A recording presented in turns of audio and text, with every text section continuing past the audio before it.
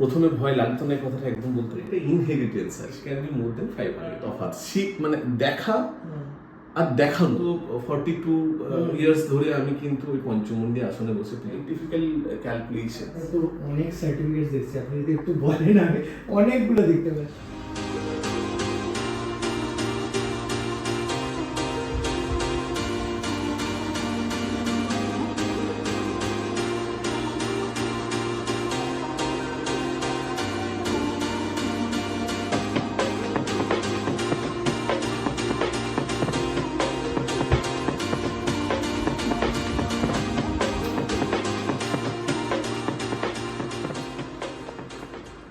Very good morning to all of you. So basically today I am at a place which I can kind of call my home.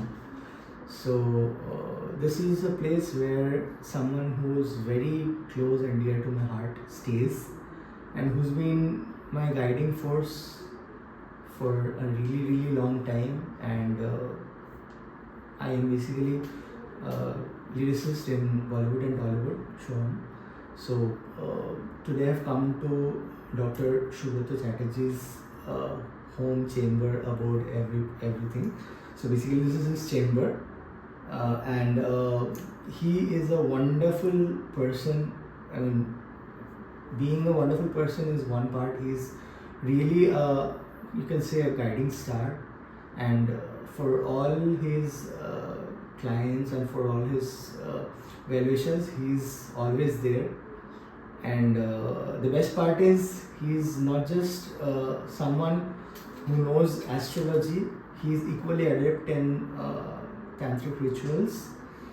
And by tantric rituals I would not say it's like the dark part of it or the negative side of it. Everything has got a positive side, so that is what he embodies. And he's basically you can say he's basically the symbol of light. So without further ado, let's introduce him. So Dr. Subrata Chatterjee, for all of you guys. Good morning, sir. নমস্কার। নমস্কার। নমস্কার। So ওনার কার্ডে তো অনেক কিছুই লেখা আছে, kundli horoscope, palm reading, numerology, match making, lucky stones, Vastu Shastra, name correction, career, job, education, business, marriage, love problem, black magic removal. এক্ষুনি যেটা বলছিলাম, ব্ল্যাক ম্যাজিক রিমুভ করা, ইটস নট কি সেটা নেগেটিভ কিছু করা। এবং রিলি কিউরিয়াস, মানে এটা তো অবভিয়াসলি মানে একটা মানুষের তো অনেক এইদিকের qualification, but before starting astrology basically how did your journey start, মানে শুরুটা কীভাবে হলো যদি একটু সবাইকে বলেন। দেখুন, অ্যাস্ট্রোলজিতে আমার ছোট থেকেই খুব শখ ছিল। তো যখন আমি বেঙ্গলি মিডিয়াম স্টুডেন্ট থেকে মানে স্কুল থেকে পড়েছি, বেঙ্গলি মিডিয়াম স্টুডেন্ট। তো আমাদের সময় স্কুলে একটা ব্যাপার ছিল যে যদি আপনি মানে যদি কেউ ক্লাসে ফার্স্ট সেকেন্ড থার্ড হয় তাদের বই গিফট করা হতো। তো আর এমনিতে মোটামুটি ভালো স্টুডেন্টই ছিলাম, যার জন্য ফার্স্ট সেকেন্ড থার্ড আমি সবসময় হতাম।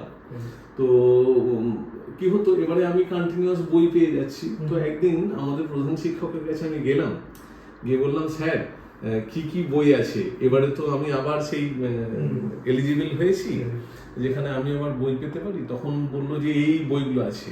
তখন আমি ওনাকে বললাম, স্যার এই বইগুলো আমার সব পেয়ে গেছি আমি, তো নতুন কি বই আছে? যে তুমি এক কাজ করো, তোমার যেটা পছন্দের বই, তো আমি তোমাকে একটা স্লিপ লিখে দিচ্ছি, এই স্লিপটা লিখে দিয়ে আমাদের মানে স্কুলের সঙ্গে এই দোকানের টাই আপ আছে, তুমি ওখানে গিয়ে পছন্দ করে এসো।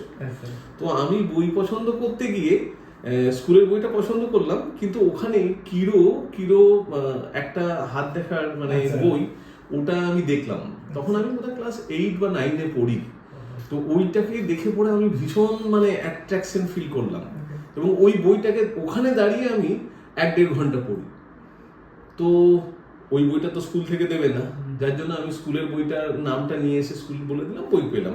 কিন্তু পরে প্যারেন্টসের কে রিকোয়েস্ট করে ওই বই সেল করা, বই কি বলে যে বুক ফেয়ার থেকে বই কেনা, এরকম ভাবে করে করে চলে যায়। আর দেখো, একটা জিনিস হচ্ছে কি, অ্যাস্ট্রোলজিকে আমি খুবই ভালোবাসি, কিন্তু অ্যাস্ট্রোলজি অ্যাজ আ কেরিয়ার নেবো এটা কখনো প্রথম থেকে চিন্তা করিনি। প্রথমে আমি আমার সায়েন্সে গ্র্যাজুয়েশন করি, তারপরে ইঞ্জিনিয়ারিং করি, ইঞ্জিনিয়ারিং করার পরে চাকরিও করি। তো লাস্টলি আমি ভারতী গ্রুপে as a associate vice president কাজ করে থাকি। এবং আমি এই দিক দিয়ে যেমন আমার চাকরির লাইফটা চলছিল, প্যারালালি কিন্তু আমার অ্যাস্ট্রোলজিটাও চলছিল। অ্যাস্ট্রোলজিতে বিভিন্ন কোর্সেসগুলো আমি করি এবং সেগুলো নিয়ে আলোচনা করি, মানে লোক দেখি যেটা অ্যাস্ট্রোলজির পার্ট, সেগুলো আমি সমস্ত কিছু করি। এরপরে এই করতে করতে কখন মানে অ্যাস্ট্রোলজার হয়ে গেছি জানি না। আর রিগার্ডিং পুজো পাশা, এটা আমাদের ইনহেরিটেন্স। গত 500 বছর বা তার থেকে বেশি দিন ধরে, আমি এক্সাক্ট বলতে পারবো না কতদিন ধরে, আমাদের বাড়িতে কিন্তু একটা পুজো পাশার ইয়ে রয়েছে। মা শ্মশানকালীর আমরা পূজাই। তো বেসিক্যালি আমরা অ্যাস্ট্রোলজি বা তান্ত্রিক হিসেবে যেই বেশভূষা বা যেগুলো আমরা দেখে অভ্যস্ত, বড় তিলক, জটা, কিছুই কিন্তু দেখতে পাচ্ছি না। বাট একটা আমাদের কথা আছে না, বৃক্ষ তোমার নাম কি ফলেনি পরিচয়। সো এটা ডেফিনেটলি, আমি তো অবশ্যই প্রমাণ, বাকি যারা এসছে সবাই প্রমাণ। ওখানে রাহুল দ্রাবিড়ের ছবি আছে, এর থেকে বড় প্রমাণ কী হতে পারে একটা মানুষ। সো সেখানে যেটা ওনার কাজ, ওটাই ওনার ব্যাপারে কথা বলি। কিন্তু একটা কথা, আজকাল মানুষ অনেকেই তো মানুষের ক্ষতিও করতে চায়।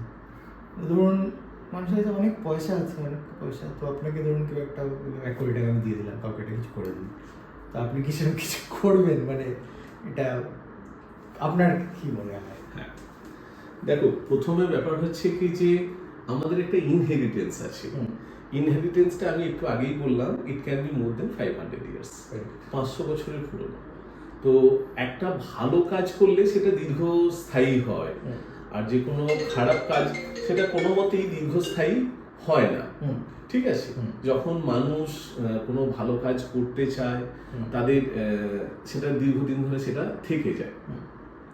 আমার বাড়ির থেকে এবং আমরা যে কাজ করে আসছি তাতে কোনোদিনই কারো ক্ষতি, এই ধরনের কাজ আমরা করি না। কারণ ক্ষতির থেকে মানুষকে বাঁচাতে গেলে এটাও জানতে হয় ক্ষতি কিভাবে করা হয়।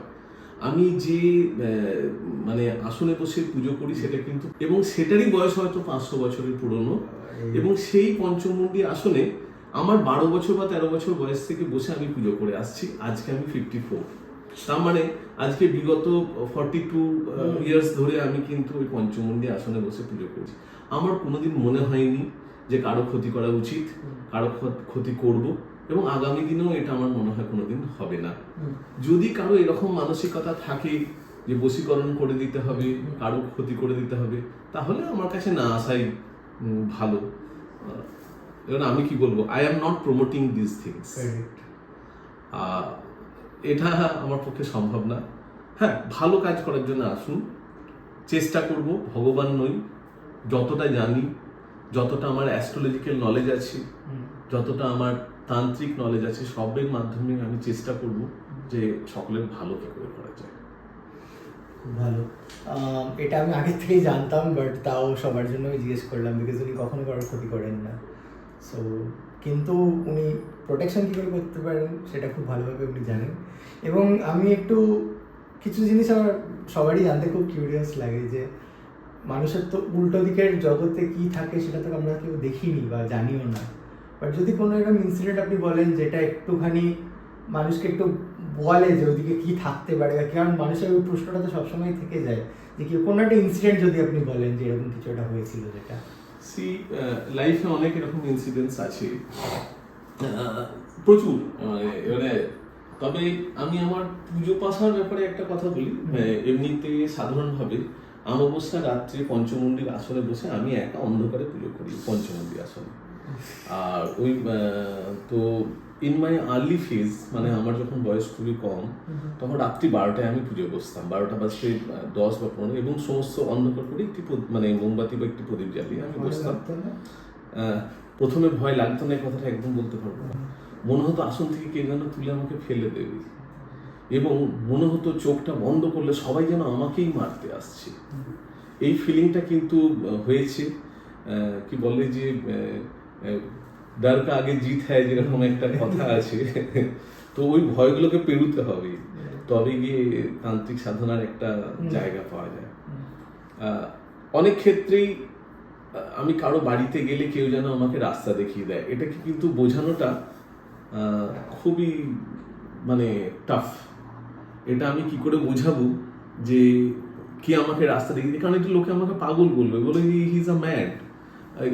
কারণ দেখো ব্যাপারটা হচ্ছে কি, যেটা তুমি বাস্তবে মানুষকে দেখাতে পারবে সেটাই কিন্তু লোককে তুমি বোঝাতে পারবে। যেটা তোমার ফিলিং সেটা কি করে বোঝাবে তুমি? আজকে তুমি গান লেখো, তুমি গানটা লিখলে এন্ড রেজাল্টটা লোকে দেখতে পেলো এবং সেই গানটা খুব হিট করলো, সবাই তোমার গানে, তোমার লেখা গানে অনেকেই গান গাইছে এবং সে করছে, সমস্ত কিছু করছে, সিনেমায় সেই গান বেরোচ্ছে, কিন্তু তোমার যে কি ফিলিং সেটা কি তুমি কাউকে বোঝাতে পারবে? এটা হচ্ছে ব্যাপার। এই তন্ত্র ব্যাপারটা হচ্ছে পুরো ফিলিং এর ব্যাপার, what you can see but you cannot মানে শো দ্য ওয়ার্ল্ড কি হোয়াট আই এম সিইং। এটার কিন্তু বিরাট তফাৎ। মানে দেখা আর দেখানো। দেখাতে তুমি হয়তো পারবে না, কিন্তু তুমি অনেক কিছুই দেখতে পারবে। এরকম অনেক এক্সপিরিয়েন্সেস আছে। কোনোদিন বসে গল্প করব, মানে এই করতে গেলে কিন্তু সারাদিনও পেরিয়ে যেতে পারে। দর্শকরা ডেফিনেটলি একটা তো কিছু জানতে চাইবে যেটা কোন ইনসিডেন্ট, বিকজ এই ব্যাপারে সবারই খুবই কিউরিওসিটি থাকে। কি ব্যাপার মানে তোমার, ফর এক্সাম্পল আমরা একটা এক্সাম্পল দিচ্ছি, আমরা ধরো কোনো একটা ঘরের মধ্যে আমরা ঢুকতে পারছি না, তো সেখানে আমরা তো অবশ্যই জানতে চাই যে ভিতরে কি আছে। কোনো একটা মানুষ যে ঘরে গেছে সে তো কোনোভাবে ঠিক বলবে যে এই ছিল এই ছিল এই ছিল। তাহলে তোমাকে একটা এক্সাম্পল দিই, মানে আমার একজন ইনকাম ট্যাক্স লয়ার ছিলেন, উনি বেশ নাম করা, মানে আমার ইনকাম ট্যাক্স লয়ার না, মানে উনি ইনকাম ট্যাক্স লয়ার এবং খুব নাম করা, আমি কারো নাম নিতে চাই না। তো ওনার বাবার মৃত্যু হয়, মৃত্যু হওয়ার পরে উনি আমার কাছে আসে যে দাদা, যে কি বলছে, আজকে তো আপনার সঙ্গে আমার 20-25 বছর ধরে তার থেকে বেশি পরিচয়, তো আমি চাই আপনি আমার বাড়িতে একবার আসুন। তো আমার না একটা এনফিল্ড আছে, আমি না এনফিল্ডটা খুব চালাতে ভালোবাসি, আর যেহেতু ওনার বাড়িটা আমার বাড়ির থেকে প্রায় 8-10 কিলোমিটারের মধ্যে, আমি এনফিল্ডে গেলাম, ওনার বাড়ি গেলাম। যাওয়ার সময়টা তোমাকে বলি যে ইট ওয়াজ 6 o'clock ইন দ্য ইভিনিং। আমি কিন্তু ওদের বাড়ি আগে কোনোদিন যাইনি, আমি ওদের বাড়ি আগে কোনোদিন যাইনি, শুধু ও আমাকে বলেছিল যে ওই পার্টিকুলার একটা ক্লাবের মোড় আসবে, ওই মোড় থেকে তারপরে আমি আপনাকে নিয়ে যাব। সো আমি যখনই ক্লাবের মোড়ে পৌঁছালাম, কেউ আমাকে নিতে এলো, কিন্তু সেটা মানুষ নয়, এবং আমাকে রাস্তা দেখিয়ে নিয়ে চলে গেল, একদম ওর বাড়ির সামনে দাঁড় কাটিয়ে দিল যে দিস ইজ দেয়ার হোম। তো এটাকে তুমি কি করে এক্সপ্রেস করবে বলো তো? মানে আমাকে কেউ বলে বলে নিয়ে গেল ওদের বাড়ির দরজা পর্যন্ত, আমি গিয়ে ওদের বাড়ির দরজাটাই বেলটাই দিলাম, ওরা আশ্চর্য হয়ে গেল যে কাউকে জিজ্ঞেস করলেন, তাহলে এটা বললেন চলো। তো আমি ওদের বাড়িতে ঢুকে, কারণ আমার সঙ্গে উনি তখন আছেন, ওর বাবা, এবং ও দেখিয়ে দিল এটা হচ্ছে ওনার বেডরুম, এই রুমে উনি পুজো করতেন। আমি শুধু চলতে থাকলাম এবং ওদিকে বলতে থাকলাম এটা ওনার বেডরুম, বললে হ্যাঁ, বললাম এই রুমে উনি পুজো করতেন, বললে হ্যাঁ। সিঁড়ি দিয়ে উঠলাম, উঠে একটা পার্টিকুলার সোফা দেখালাম, বলে এই সোফাটাতে উনি বসতেন, বললে হ্যাঁ। পাশে বড় ছেলে বড় মা বৌমা থাকে, ওই জন্য যেত না, শুধু নাতির রুম থেকে পর্যন্ত যেত, নিজের রুম থেকে নাতির রুম পর্যন্ত যেত, নাতির সঙ্গে কথাবার্তা বলে ফিরে আসতো। এটাই হচ্ছে না ওনার মানে শেষ বয়সের মানে জায়গা। তো এটাকে তুমি কিভাবে বোঝাবে আমি জানি না, কারণ এটা আমাকে লোকে পাগল বলতে পারে, কারণ আমি তো লোককে দেখাতে পারছি না, এটা আমার ফিলিং। এটা যেমন ফিলিংটা যেমন দেখানো যায় না, এটা ট্রু, বাট দেন ওই যে মানুষগুলো ছিল ওরা কিন্তু বললো একদম আপনি ট্রু বলছেন, এটাই হচ্ছে কথা, তাহলে তো এটাই তো প্রমাণ হয়ে গেল, এখানে দেখার তো কোনো কিছু নেই। মানে আজকে আমি যদি কোথাও না যাই, সেখানে যদি আমি বলে দিই এখানে এটা থাকতো ওখানে ওটা থাকতো, তো অবভিয়াসলি সেটা তো ওইখানেই তো প্রমাণ হয়ে গেল। কিন্তু দেখো এই ক্ষেত্রে আমি চাইলেই তো বলতে পারবো না, কানেকশনটা ভীষণ ইম্পর্টেন্ট। মানে যার বাড়িতে যাচ্ছি তারা যদি না চায়, মানে আমি কি করে বলবো, এটাও একটা ব্যাপার।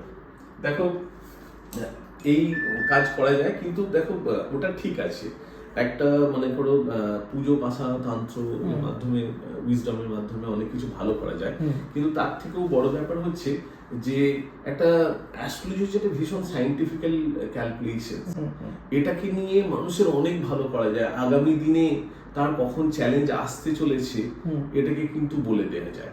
এবং কি হয় দেখো, একটা ব্যাপার তোমাকে বুঝতে হবে, শুধু ভাগ্যই সবকিছু ফল দেয় না, ভাগ্যের সঙ্গে পরিবেশ এবং চেষ্টা এগুলো মিলিয়ে কিন্তু ফল হয়। মানে তুমি যদি শুধু ভাগ্যের উপরে বসে থাকো যে ভাগ্য করে দেবে তা না, তোমার বাড়ির পরিবেশ বা তুমি যাদের সঙ্গে ওঠা বসা করছো তাদের পরিবেশ এবং তোমার চেষ্টা, তিনটে মিলিয়ে কিন্তু আলটিমেট মানে সফলতা আসে, সফলতার গ্রেডটা নির্ধারণ করে। তো আমরা চেষ্টা করি, মানে পার্টিকুলারলি আমি চেষ্টা করি যাতে পরিবেশটা ভালো হয়, চেষ্টাটা ভালো হয়, অবস্টাকেল গুলো সরে যায় এবং মানুষের মানে অ্যাস্ট্রোলজির মাধ্যমে যাতে মানুষের উপকার করতে পারি সেটা চেষ্টা করি। আরেকটা জিনিসের মানুষের খুব কিউরিওসিটি প্ল্যান চেক, এই ব্যাপারটা কি বা কিরকম হয় অনেকেই তো বলে। দেখো আমি প্ল্যান চেক করি না, আচ্ছা ঠিক আছে, প্ল্যান চেকটা নিয়ে আসলে সময়ই পাই না। তো আমি প্ল্যান চেক বা এই ধরনের জায়গায় যাই না, কারণ আমি এলিমেন্টারি গ্রেডের ব্যাপার বুঝতে পেরেছি। আরেকটা কথা যেটা এখন সারা পৃথিবীতেই এটা হচ্ছে, প্রথমত তো ওই কোনোভাবে মানে আপনার সামনে একটা ল্যাপটপ আছে, ফার্স্ট কথা মানে আপনি টেকনোলজি ইউজ করেন, তো এটা তো সব থেকে বড় ব্যাপার, বিকজ আজকের দিনে কিন্তু অ্যাট দ্য সেম টাইম আজকে এমন একটা সময় আসছে এআই আসার ফলে তো মানুষ তো কদিন আগে দেখলাম মানে চ্যাট জিপিটিকে জিজ্ঞেস করে কিভাবে মরবো সেটা দেখে সে সুইসাইড করছে। দেখো এগুলো কখনোই প্রমোটেবল না, কারণ মানুষের যদি কোনো জায়গায় এরকম হয়ে থাকে যে ডেফিনেটলি এই ধরনের প্রশ্নের যাতে অ্যান্সার না হয়, এআই যেমন ডেভেলপ করছে এআইকে সেই জিনিসটা ডেভেলপ করা উচিত যাতে পার্টিকুলারলি এই ধরনের যে কোনো প্রশ্ন যখনই এআই আসবে সেটা যেন কোনো মতেই তার অ্যান্সার না হয়। এটাও যেন এআইকে মানে এআই তো ডেফিনেটলি ভালো জিনিস, তো একটা ভালো উন্নতি হচ্ছে সমস্ত কিছু, কিন্তু সেখানে কিছু অ্যাডিশন ডিলিশনের মনে হয় প্রয়োজনীয়তা আছে। যারা ইনফরমেশন টেকনোলজি নিয়ে কাজ করছে ওরা নিশ্চয়ই এই জিনিসটা নিয়ে আগামী দিনে দেখবেন এবং আশা করি এটা ঠিক হয়ে যাবে। তো আপনাদের ফিল্ডে মানে আপনি তো অনেকগুলো মানে তান্ত্রিক বলুন এই বলুন সবকটার দিকে, তো সেভাবে দেখতে গিয়ে এতগুলো ফিল্ডের যে কাজ, তো আপনার কি মনে হয় মানে কোনোভাবে এটা এআই সাপোর্ট করতে পারে বা এআই খারাপ করতে পারে বা কিছু?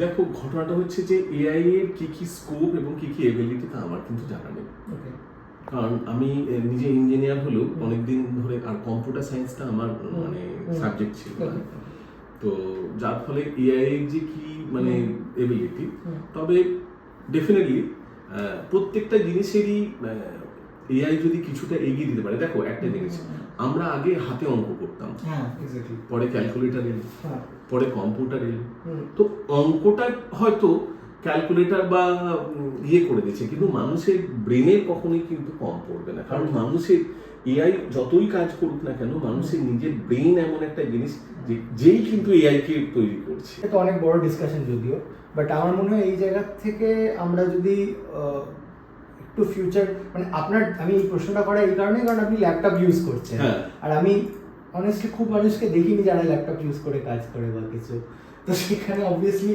আপনার একটা এক্স ফ্যাক্টর থেকেই যাচ্ছে, প্লাস আপনার যে নলেজটা, আপনার যে এক্সপিরিয়েন্সটা, আপনার যে ভালো মানুষের ভালো করার ইচ্ছাটা, এই টোটাল জিনিসগুলো নিয়ে আমার মনে হয় আপনি আর 5 জনের থেকে একদমই আলাদা। দেখো ঘটনাটা হচ্ছে যে কম্পিউটারের সাহায্য নেওয়া উচিত, তার কারণ দেখো আজকের দিনে আমি যদি হাতে অঙ্ক করি বা হাতে সমস্ত কিছু লিখি, লিখলে পরে একটা হিউম্যান এরারের চান্স থাকে, যে মানুষ একটা জায়গায় হিউম্যান এরার করতেই পারে এবং সেই হিউম্যান এরারে মানুষের হয়তো কোনো জায়গায় গল্প করতে গিয়ে বা কথা বলতে গিয়ে মাইনার ডিজিটসের এরার হতে পারে, তাহলে কম্পিউটারের ক্ষেত্রে কিন্তু সেই ওই ক্যালকুলেশন এরারটা একদমই এলিমিনেটেড, কারণ যেহেতু ওটা সিস্টেম থেকে হচ্ছে। তো আমার মনে হয় এটা সহযোগিতা নেওয়া উচিত, সকলেরই নেওয়া উচিত। এর মাধ্যমে তুমি ইন্টারপ্রিটেশনটাকে আমার মনে হয় কম্পিউটার থেকে না নেওয়াই ভালো, মানে ওই ছকের যে কি এটা কিন্তু একটা হিউম্যান ব্রেন কিন্তু যে কাজটা করে দেবে সেটা কম্পিউটারে কিন্তু ওই ইন্টারপ্রিটেশনটা আনতে পারবে না, ইনফরমেশনটুকু নেওয়া, যে অঙ্কটা করে নেওয়া, চার্টগুলো বার করে নেওয়া, কিন্তু তারপরে সেই চার্টের সব কটার একসঙ্গে বিবেচনা করে তারপরে কার কি করলে ভালো হবে। দেখো অ্যাস্ট্রোলজি একটা বিউটিফুল জিনিস, আমাকে বলে দিচ্ছে যে আমরা যে গ্রহ নবগ্রহ নিয়ে কাজ করছি, এই নবগ্রহে কোনটা, দেখো প্রথমে জিনিস বুঝতে হবে যে আমার কি শুভ আর আমার কি প্রয়োজনীয়। দেখো একটা জন্মছক বিচার করলে তুমি জেনে যাবে যে তোমার কি কি শুভ, কিন্তু শুভটাই যে তুমি যে সবসময় ভালো শুভটার উপরে কাজ করলেই হবে তা কিন্তু নয়। বুঝতে হবে যে তোমার কি প্রয়োজনীয়তা, দুর্বলটা কি, তোমার জন্মছকের মধ্যে দুর্বল কি, যে জায়গাটায় তোমার ইমপ্রুভ করলে সে তোমাকে কিন্তু ওভারঅল